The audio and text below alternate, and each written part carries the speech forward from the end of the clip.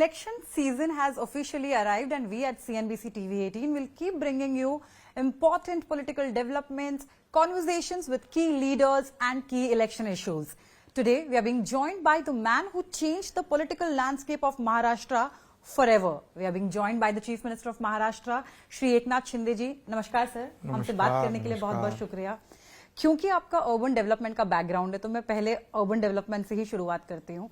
मुंबई की और महाराष्ट्र की अगर हम बात करें तो चाहे वो अटल सेतु प्रोजेक्ट हो, चाहे समृद्धि महामार्ग हो, कोस्टल रोड हो, नवी मुंबई एयरपोर्ट हो, ये सारे प्रोजेक्ट्स, इनमें से कुछ प्रोजेक्ट्स या तो आपके कार्यकाल में पब्लिक के लिए शुरू हो गए या होने वाले हैं.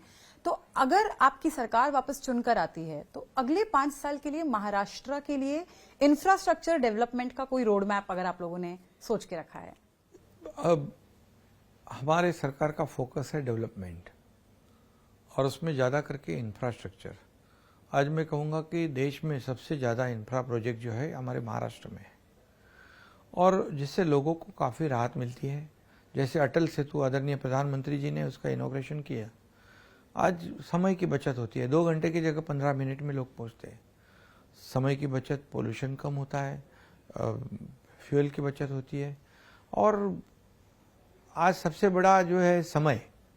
और ऐसे कई प्रोजेक्ट है जो कोस्टल रोड है, समृद्धि हाईवे है, बाला साहब ठाकरे समृद्धि हाईवे है, नवी मुंबई का एयरपोर्ट है, अभी मुंबई पुणे का मिसिंग लिंक है.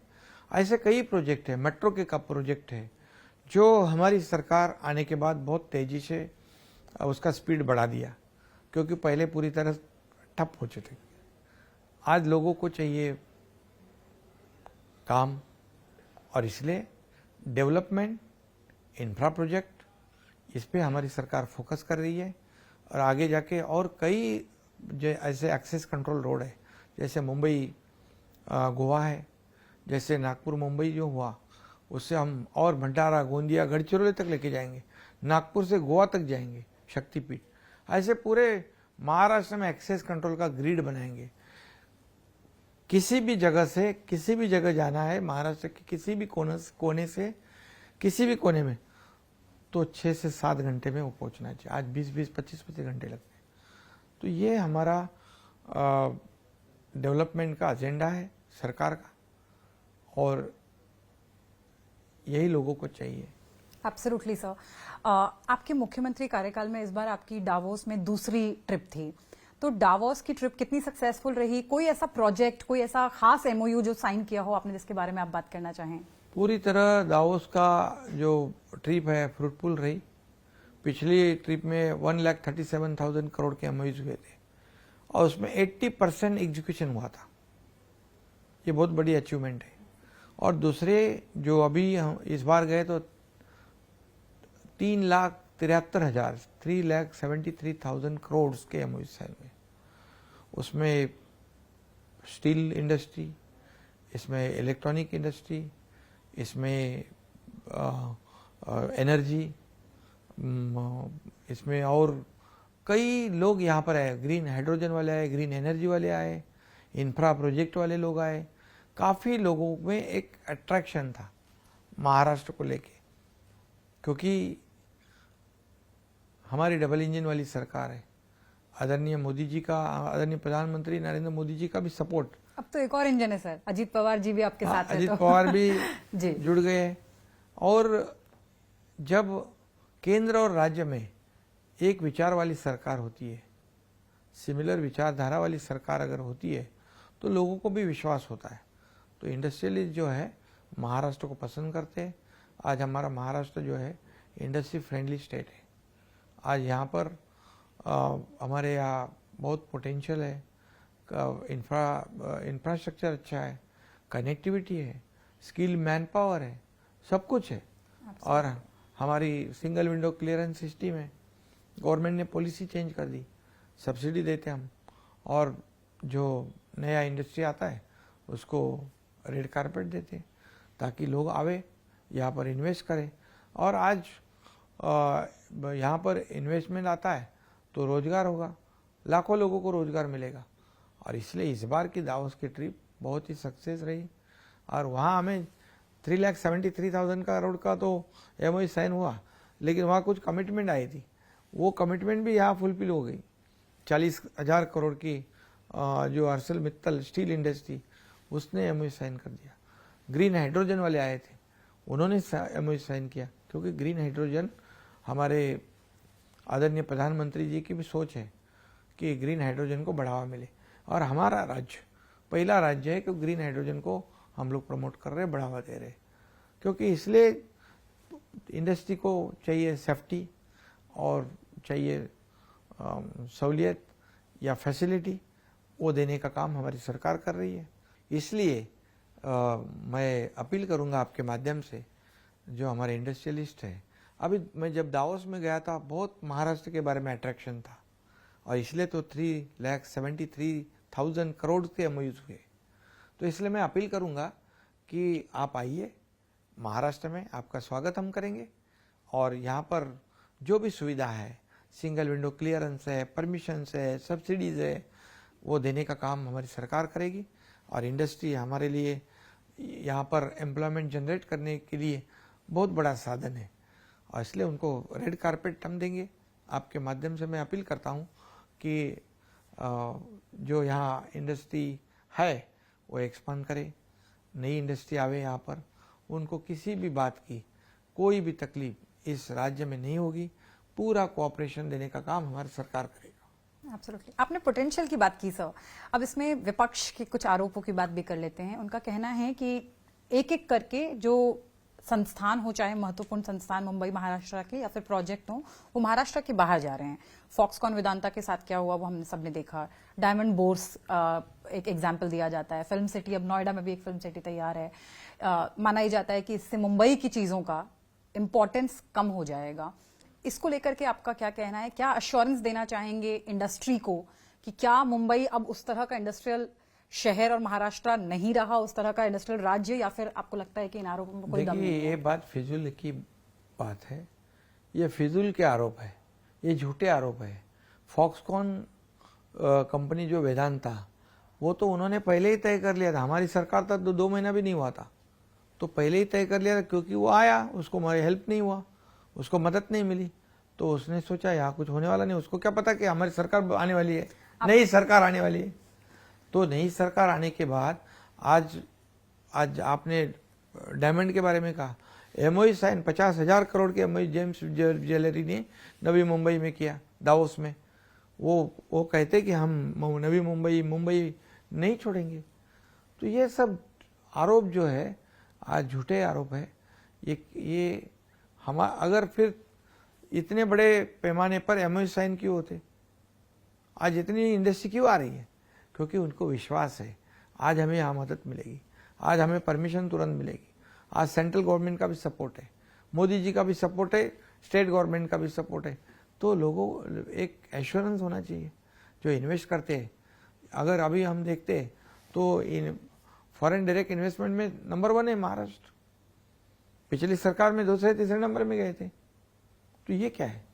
तो फॉक्सकॉन वेदांता पे वापस जाते हुए क्या आपका कहना है कि महाविकास आघाड़ी की जो नहीं कर पाए उस वजह से प्रोजेक्ट बाहर गया? बिल्कुल, उनको जो हेल्प चाहिए थी, उनको जो गवर्नमेंट की तरफ से जो सुविधा चाहिए थी वो देने में वो नाकाम हो गए।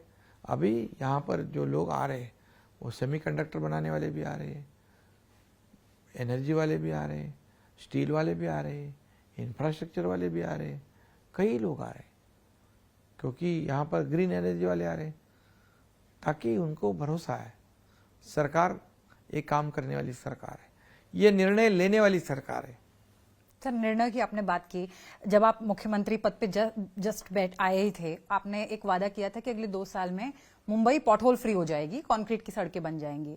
हालांकि वो डेडलाइन आ चुकी है। अब क्या कोई नई डेडलाइन, क्या स्टेटस है उस प्रोजेक्ट का? क्योंकि कुछ टेंडर्स निकले भी थे, कहीं पे काम शुरू नहीं भी हुआ, वापस से भी टेंडर्स साउथ बॉम्बे के लिए निकले हैं, तो अब उसका क्या स्टेटस है? अब कोई डेडलाइन आपने नहीं? पहले जब हम सरकार में आए, मैं मुख्यमंत्री बन गया, मैंने और हमारे देवेंद्र जी ने कमिश्नर, कारपोरेशन कमिश्नर को बुलाया बीएमसी के, उनको कहा ये हर साल बारिश में गड्ढे क्यों होते?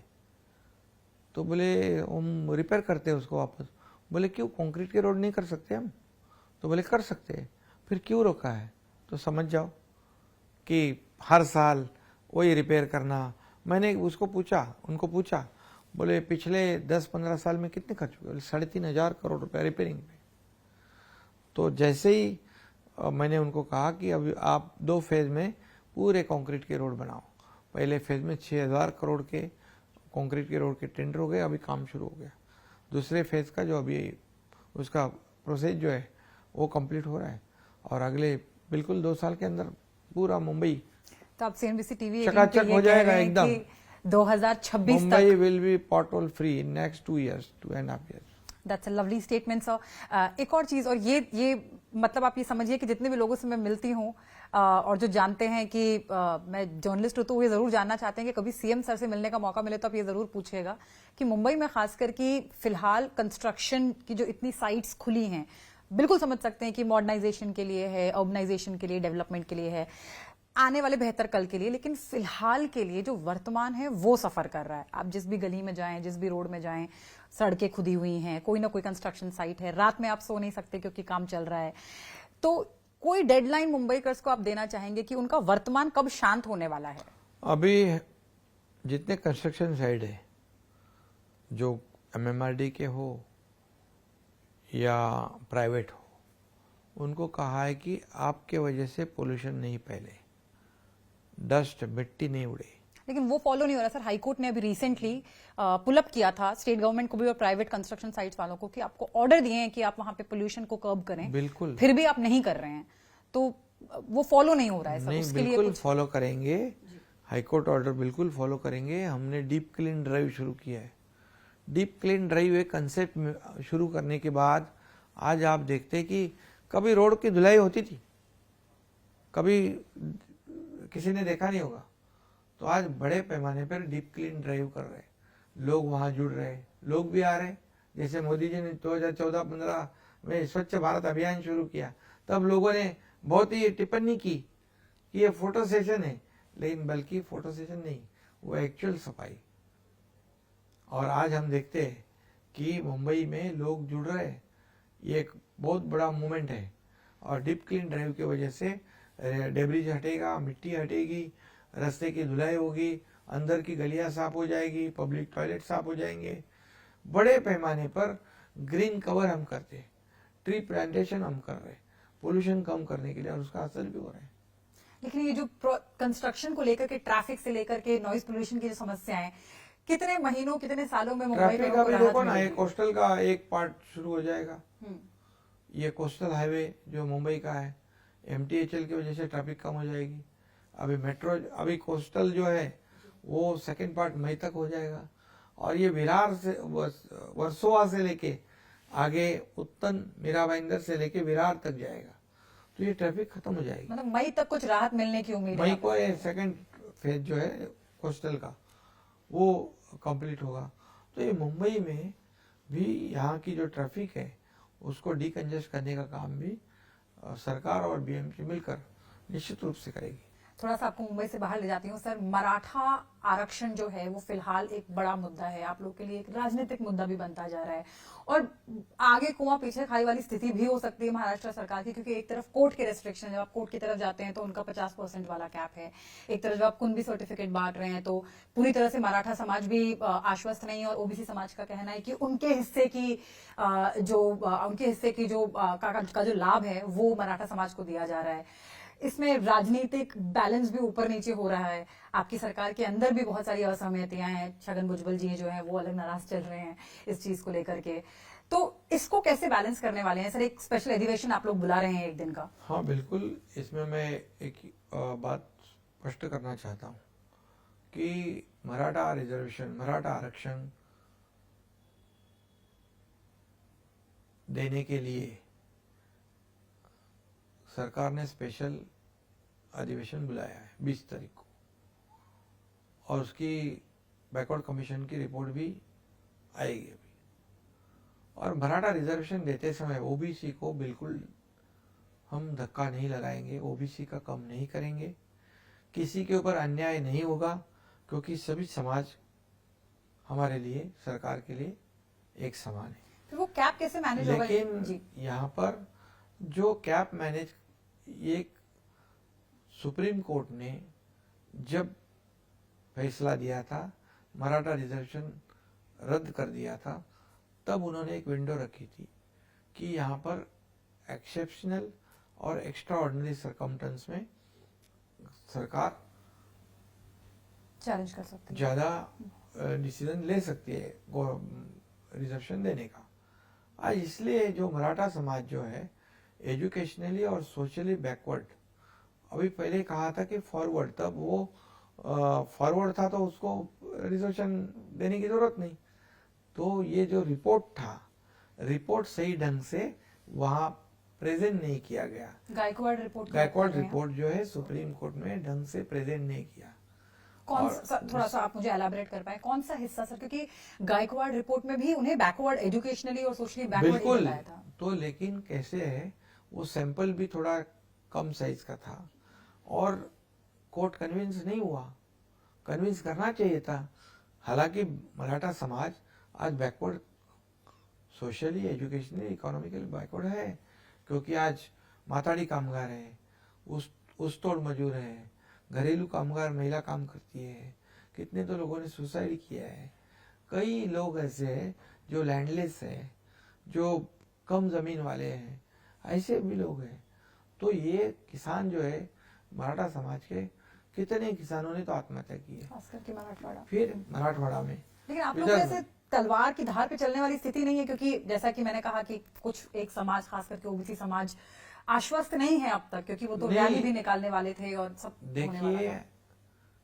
क्या है इसमें, सरकार ने, मैंने मुख्यमंत्री के हैसियत से पहले दिन से कहा है कि मराठा समाज को रिजर्वेशन हम देंगे जो कानून के दायरे में रहेगा, वो कोर्ट में टिकेगा, कोर्ट में भी उसको प्रोटेक्शन मिलेगा, कोर्ट भी उसको वैलिड करेगा। वो ज्यादा जरूरी है। वो ज्यादा जरूरी है। और उसके लिए पूरा बहुत बड़ा सैंपल सर्वे, सैंपल नहीं पूरा कर दिया है। मतलब हर एक मराठा परिवार का डेटा आप इकट्ठा कर रहे हैं, ये कहना पूरा चाह रहे हैं। डिटेल में इकट्ठा किया है। और इसलिए मैं समझता हूँ, मुझे विश्वास है कि कोर्ट के सामने अगर ये मामला जाएगा भविष्य में, तो कोर्ट भी कन्विंस होगा, क्योंकि इतने बड़े साइज में पहली बार मेहनत की, 4 लाख लोगों ने काम किया है। और भुजबल साहब को और ओबीसी समाज को कैसे संभालेंगे? उनको भी ये मराठा आरक्षण मिलने के बाद ओबीसी का तो कुछ प्रॉब्लम ही नहीं है, क्योंकि हम अलग से दे रहे। और जो भी आज कुछ कंफ्यूजन है, तो ये निकल जाएगा, ये मराठा रिजर्वेशन मिलने के बाद। बिल्कुल सर, किसानों के मुद्दे पे जाते हैं, क्योंकि आपके जो शुरुआती जब आप मुख्यमंत्री बन के आए थे तो किसानों के साथ वादे थे। अब इस सवाल को मैं 2 भागों में डालना चाहती हूँ। पहला, किसानों की आत्महत्या को लेकर महाराष्ट्र जो है वो अब भी बहुत ज्यादा भयंकर आंकड़े महाराष्ट्र से सामने आते हैं। 2020 की, अगर मैं 21 की बात कर लूं तो 2700 आत्महत्याएं, 22 की बात कर लूं तो 2900 आत्महत्याएं, 2023 में अक्टूबर तक ही 2300 आत्महत्याएं, और ये वो आत्महत्याएं जो रजिस्टर हो चुकी हैं।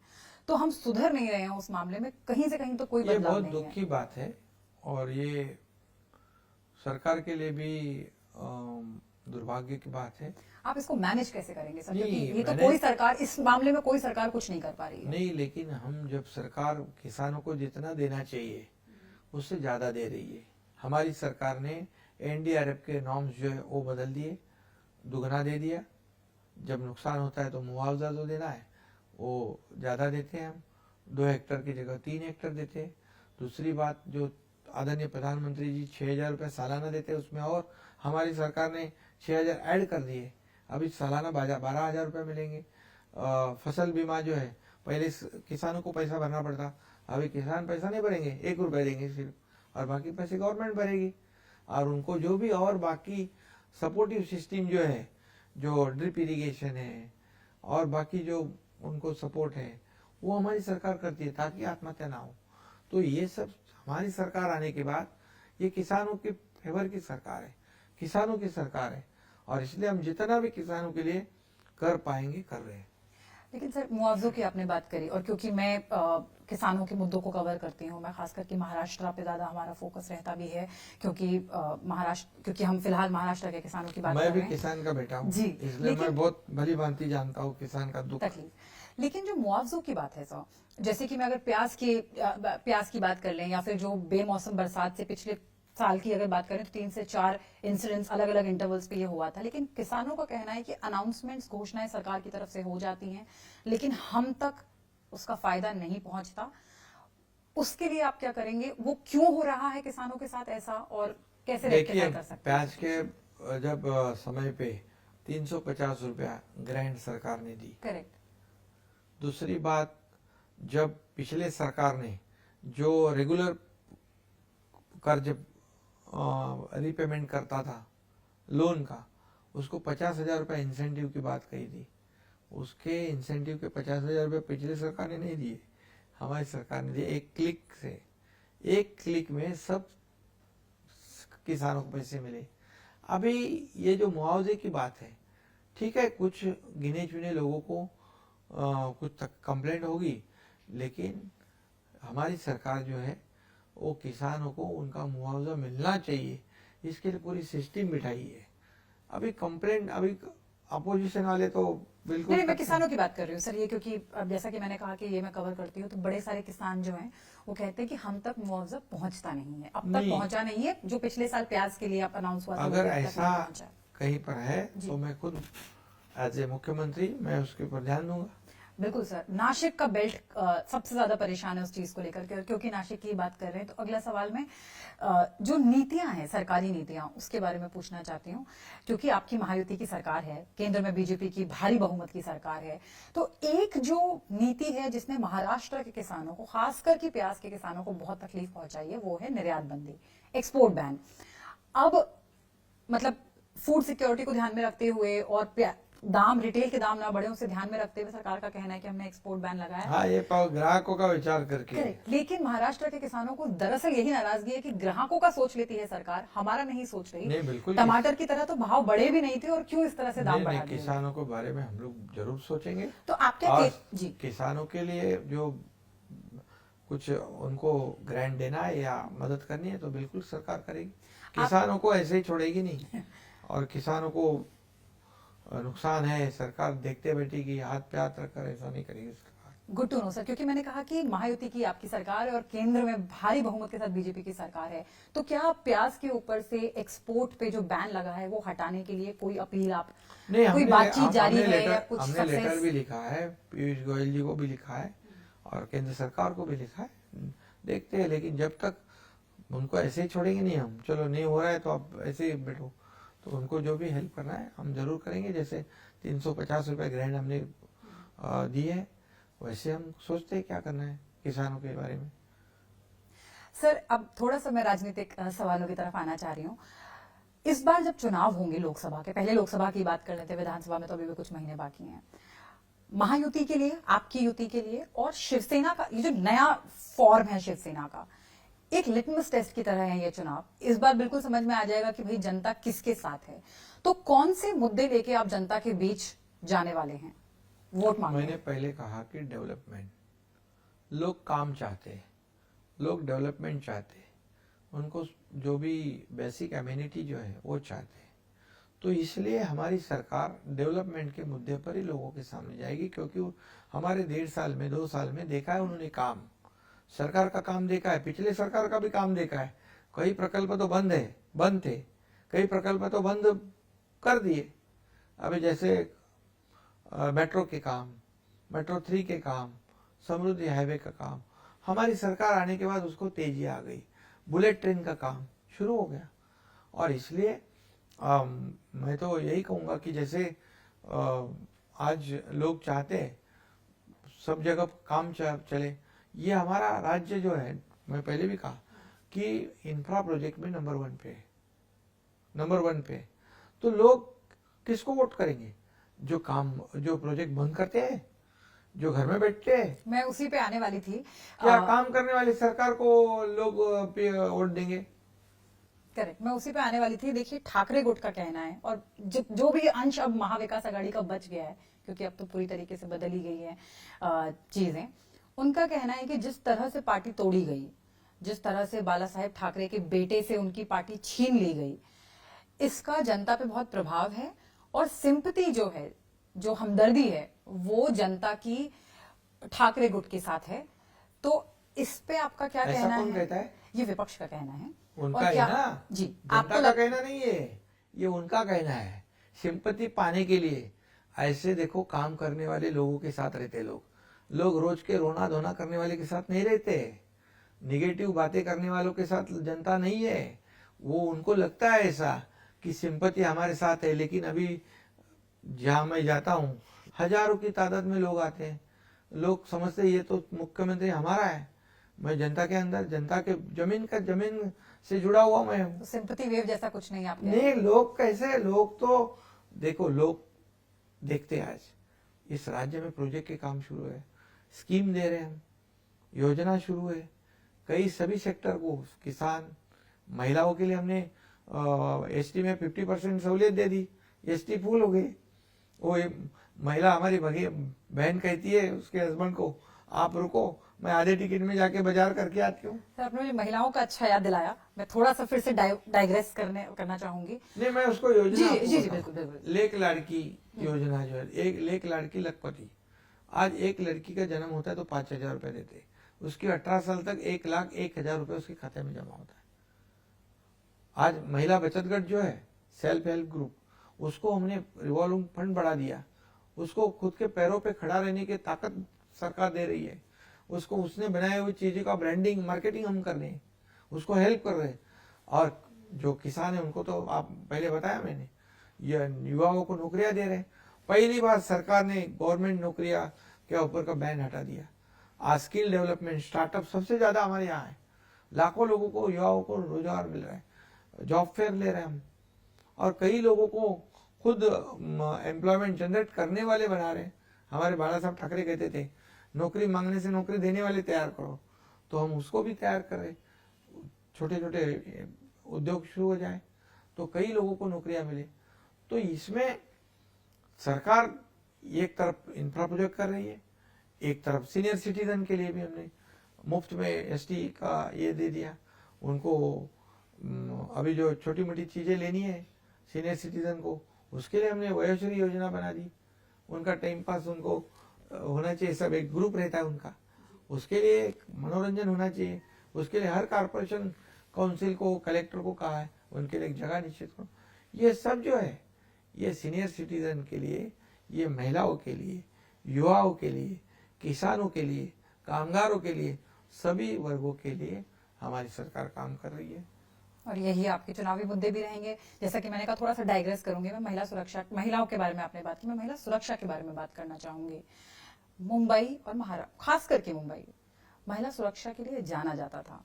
अभी भी देश भर में सबसे ज्यादा सुरक्षित शहर महिलाओं के लिए माना जाता है, महाराष्ट्र को भी एक सुरक्षित राज्य माना जाता है, लेकिन फिर भी आंकड़े अब भी डरावने वाले हैं। एनसीआरबी के डेटा की अगर मैं बात कर लूं, 2020 में 31,000 से ज्यादा मामले महिलाओं के खिलाफ अलग अलग क्राइम के, चाहे वो बलात्कार हो, चाहे दहेज हत्या हो, चाहे खून हो, चाहे ह्यूमन ट्रैफिकिंग हो, ये दर्ज हुए थे। 2021 में ये आंकड़ा बढ़कर 39,000 तक चला गया और 2022 में 45,000 तक जा चुका है। क्राइम रेट भी, ऐसा नहीं है कि पॉपुलेशन बढ़ रही है तो नंबर बढ़ेगा भी, लेकिन क्राइम रेट भी उसी तरीके से बढ़ रहा है। तो ये भी एक जगह है जहां पे हम, चाहे कोई भी सरकार रही हो, मार खा चुके हैं। और महाराष्ट्र की राजनीति की सबसे ज्यादा दिलचस्प बात मुझे लगती है कि हर लीडर को, हर पार्टी को मौका मिला है, तो कोई ये नहीं कह सकता कि जी हमें काम करने का मौका नहीं मिला।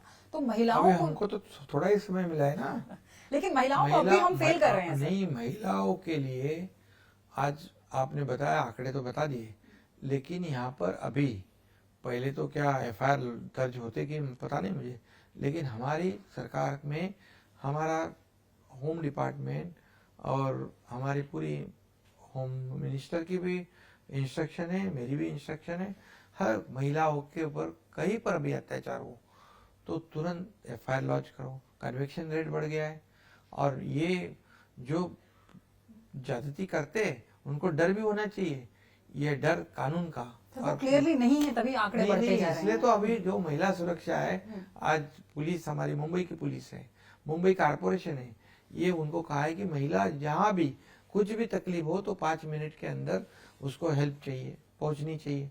उसके ऊपर भी हमारी सरकार ने काम करा है। मतलब इस साल के एनसीआरबी डेटा में कुछ तो सुधार दिखना चाहिए आपके बिल्कुल मुताबिक। दिखना चाहिए, ठीक है सर, मैं फिर से राजनीति के क्योंकि सवाल महिला सुरक्षा को हमने प्रायोरिटी दी है। और महिला रिजल्ट नहीं सुरक्षा, दिखते महिला सर, सुरक्षा priority तो सब आ अभियान, जाती है पर। थोड़ा समय तो दे दो, आप देंगे कि नहीं? जी तो ये सरकार जो है, ये किसी को कोई भी जो गुनाह करेगा, जो क्रिमिनल है, उसको सपोर्ट करने वाली नहीं है। Good to know sir. एक और चीज, अब क्योंकि चुनाव आने वाले हैं तो कैंपेन भी होंगे और सभाएं भी होंगी, तो एक तो महायुति का चेहरा किस तरह से नजर आएगा? क्या आप तीनों भी लोग, जो तीनों पावर सेंटर्स है महाराष्ट्र के, आप हैं, दोनों उप मुख्यमंत्री हैं देवेंद्र फडणवीस जी और अजित पवार जी, तो क्या साथ में कंबाइंड रैलीज एड्रेस होंगी, कंबाइंड कैंपेन्स होंगे? क्या देखने को कैंपेन की सूरत कैसी रहेगी? कंबाइन कैंपेन होगी, एज टीम वर्क होगा, टीम बनकर हम काम करेंगे। और हमारी प्रायोरिटी है कि महाराष्ट्र से मोदी जी को 45 से ज़्यादा सीटें मिले और मोदी जी की ताकत बढ़े, और इसलिए हम काम कर रहे हैं। आज मोदी जी ने भी 10 साल में जितने काम किए, इस देश को आगे बढ़ाया है। ये आर्थिक महासत्ता, जो इकोनॉमी पूरी बूस्ट हुई है, और इसलिए आज हम देखते हैं कि सब जगह जहां मोदी जी की गारंटी ऐसा कहते हैं, तो महाराष्ट्र से बिल्कुल हमने जो काम किए हैं उसके बलबूते पे केंद्र सरकार ने कितनी योजनाएं बनाई है, 10 साल में कितने काम किए, रिपोर्ट कार्ड लेके जाएंगे जो बेसिकली, ऐसा कह रहे हैं। 50-60 साल में नहीं हुआ है, वो 10 साल में मोदी जी ने करके दिखाया है। एक दिन भी छुट्टी नहीं ली उन्होंने, ऐसे प्रधानमंत्री। ऐसा आपके लिए भी कहा जा रहा है सर, मैंने सुना कि आपने भी एक भी दिन छुट्टी नहीं ली है। लेकिन क्योंकि हम उसी की बात करते हैं सर, एक जो सवाल पॉलिटिकल एक्सपर्ट्स हो, चाहे जनता भी हो, चाहे सब सेफोलॉजिस्ट हो, सबके मन में रहता है कि क्योंकि महाराष्ट्र में ये जो भूचाल आया राजनीति में, वो आपसे शुरू हुआ, उसके बाद अजीत पवार जी भी जुड़े उसमें, तो क्या आपको लगता है कि मतलब ये आरोप ये है कि इससे एक पॉलिटिकल इंस्टेबिलिटी राज्य में आ गई है, पार्टियों के टुकड़े टुकड़े हो गए, कई सारे धड़े हो गए, तो ये पॉलिटिकल इंस्टेबिलिटी आपको लगता है कि थी और खत्म हो गई, या कभी थी ही नहीं, या फिर आपको लगता है कि हल्की फुल्की है, मैटर नहीं करती? नहीं, हमारी सरकार तो पूरी तरह एकदम मजबूती से खड़ी है। 200 के ऊपर हमारे साथ एमएलए है। नहीं, लोगों के मन में ये पूरी एकदम स्टेबल गवर्नमेंट है, स्टेबिलिटी आई है।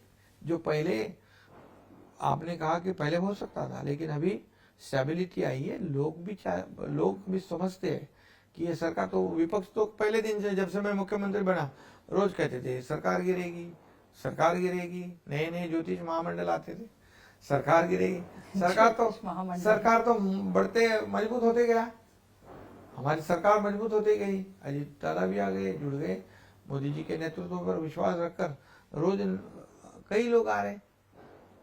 तो ये सरकार मजबूती से खड़ी है, और निर्णय क्षमता जो रखने वाली सरकार है। निर्णय सरकार तो आती है जाती है, लेकिन लोगों के हित के लिए निर्णय लेने वाली सरकार चाहिए। वो सरकार आज लोगों को दिख रही है। लेकिन सर अब ऐसा हो गया है कि सारे लोग एक तरफ आ गए हैं, क्योंकि मैं महाराष्ट्र के इंटीरियर में जब घूमती हूँ, एक बड़ा सवाल जो लोग पूछते हैं कि हमें पता ही नहीं है अब हम किसे वोट दें, क्योंकि कौन कहाँ जा रहा है हमें समझ नहीं आ रहा। क्योंकि अब अगर उद्धव ठाकरे और शरद पवार को हटा दें, ऐसा लग रहा है कि बाकी सारे राजनेता एक तरफ और वो एक तरफ, तो अब महाराष्ट्र की राजनीति में क्या वही दो विलन बचे हैं? मैं उस इंस्टेबिलिटी की बात कर रही थी। आपको लगता है कि या फिर ये एक वक्ती चीज है जो कि निकल जाएगी अपने आप, और एक नया फॉर्मेशन है? लोगों को क्या चाहिए? लोगों को काम चाहिए, ठीक है। लोगों को चाहिए डेवलपमेंट। लोगों के जीवन में कौन बदलाव लाना चाहता है? लोगों को कौन सहूलियत देना चाहता है? लोगों के जीवन में कौन सुख शांति खुशहाली लाना चाहता है? कौन क्या? सरकार किसके लिए होता है? सरकार लोगों के हित में काम करने वाली सरकार लोगों को चाहिए। बिल्कुल। तो लोग क्या करेंगे? लोग जो काम करता है उसके पीछे जाएंगे, बाकी कुछ मैटर नहीं करेगा, आप कह रहे हैं? क्या कहे? क्या अभी की जो जिम्मेदार है, आज आपने कहा कि अगर अलायंस में हम अलायंस पार्टनर बनकर शिवसेना और बीजेपी चुनाव लड़ी और सरकार बनाया किसके साथ? तो इसमें क्या है, लोग जानते हैं, लोग समझते हैं, और हमारी सरकार को लगभग अब डेढ़ 2 साल पौने होने 2 साल वाला है, होने हाँ। 2 साल होंगे अभी। लेकिन जब हम जाते हैं जहाँ भी, तो लोगों ने एक्सेप्टेंस दिया है, लोगों ने सरकार को एक्सेप्ट कर लिया है, क्योंकि काम करने वाली सरकार, ग्राउंड पे घूमने वाली सरकार, ग्राउंड रियलिटी जानने वाली सरकार, खाली मंत्रालय में बैठने वाली सरकार नहीं है, या घर में बैठ के काम करने वाली सरकार नहीं है, ये फील्ड में काम करने वाली वो सरकार। तंज में एकदम समझ पा रही हूँ सर। इंटरव्यू के आखिरी सवाल की तरफ चलते हैं। दो सवालों को मैं कंबाइन कर दूंगी। एक तो सीट शेयरिंग फॉर्मूला क्या रहेगा, क्योंकि 3 बड़ी पार्टियां साथ में आ रही हैं, और मिशन 2024 मतलब जब पावर सेंटर्स एक बार अगर आप लोगों की सरकार वापस बनती है, तो क्या पावर सेंटर्स चेंज होंगे, डेप्यूटी सीएम्स कोई दूसरे चेहरे होंगे, नए लोगों को मौका मिलेगा, कैसा रहेगा? देखो, उससे ये तो बहुत आगे की बात है। आज पहले तो हमारे सामने लोकसभा है। ठीक, सीट शेयरिंग सर। लोकसभा की सीट शेयरिंग में कोई विवाद नहीं होगा, क्योंकि हमने तय कर लिया है फिर मोदी जी को प्रधानमंत्री बनाना, और लोगों ने भी तय कर लिया है मोदी जी को फिर प्रधानमंत्री बनाना, क्योंकि सामने वाले कितने इकट्ठा हुए फिर अलग हो गए, क्योंकि उनके पास नेता नहीं है, एक नेता नहीं ढूंढ पाए जो प्राइम मिनिस्टर इंडिया ब्लॉक की बात कर रहे हैं। इंडिया, हाँ। एक मोदी जी के खिलाफ में 2014 में भी ऐसी आगाड़ी हो गई, बहुत मोदी जी के ऊपर आरोप लगाए, ये ऐसा होगा वैसा होगा, हम जीतेंगे। 2014 में भी हार गए, 2019 में भी उन्होंने वही किया, कितने आरोप लगाए मोदी जी को, क्या क्या नहीं कहा। 2024 में भी इकट्ठा हुए। जितने आरोप लगाते हैं उतनी जनता मोदी जी को ज्यादा वोट करती है, क्योंकि 2014 से पहले हम घोटालों के बारे में, अगर करप्शन के बारे में देखेंगे तो कितने बड़े बड़े करप्शन हुए। 10 साल में एक भी दाग मोदी जी को लगाए क्या, लगा पाए क्या? नहीं, क्योंकि मोदी जी जनता के लिए पूरा उन्होंने जीवन समर्पित कर दिया है, और इसलिए वो जितना मोदी जी के खिलाफ बोलेंगे उतना जनता ज्यादा मोदी जी को सपोर्ट करेगी, क्योंकि हमारे आज कितना बड़ा सब जगह डेवलपमेंट हो रहा है, जो 50-60 साल में नहीं हुआ, 10 साल में हुआ। कितने एयरपोर्ट बने, कितने रोड बने, राम मंदिर बन गया, सब कुछ हो रहा है। ये क्या है? सर, मैं फिर से आपको सीट पे ला रही हूँ। सीट कितनी मांगने वाले हैं आप लोग? नहीं, लोकसभा किससे? में? क्योंकि महायुति की सरकार है, तो महायुति आप की- कितने शिवसेना के कैंडिडेट्स कितनी देखिए, अभी वो तो अभी बातचीत होगी शुरू, और उसके ऊपर हमारा एजेंडा यही है कि यहाँ महाराष्ट्र से 45+ सीटें मोदी जी को देनी है, मोदी जी को फिर प्राइम मिनिस्टर बनाना है।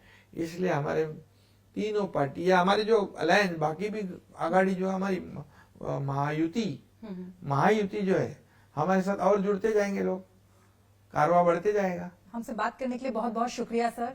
So this was the Chief Minister of Maharashtra, Shri Eknath Shinde, and as you heard, he said that whatever has happened in terms of political changes, nothing is going to matter. His government has delivered, whether it's on the front of development or infrastructure development or the environment-friendly projects. His government has delivered on all these fronts, and that's exactly what's going to bring his government and the other alliance parties back to power in Maharashtra, and will win seats by a huge margin, not just in Lok Sabha but also in Vidhan Sabha. In Mumbai, this is Santya for CNBC TV 18.